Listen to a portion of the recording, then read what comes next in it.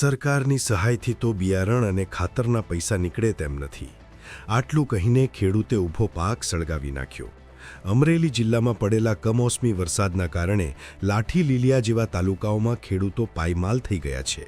મગફળી, કપાસ અને સોયાબીન જેવા પાકોમાં મોટા પાયે નુકસાની તો ગઈ જ છે, પણ સરકારે જાહેર કરેલી સહાયથી કાંઈ ના વળ્યું હોય તેમ ખેડૂતો ઊભા પાકને આગ ચાંપી રહ્યા છે.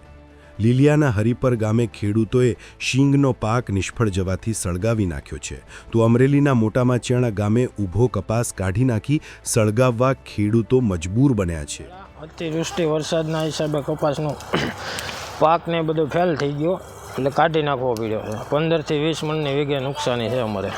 સરકારે સહાય પેકેજ જાહેર કર્યું છે. સહાય તો વીઘે 3500 રૂપિયા સરકારે સહાય કરી છે. બિયારણ ખાતરનાય નથી થાય.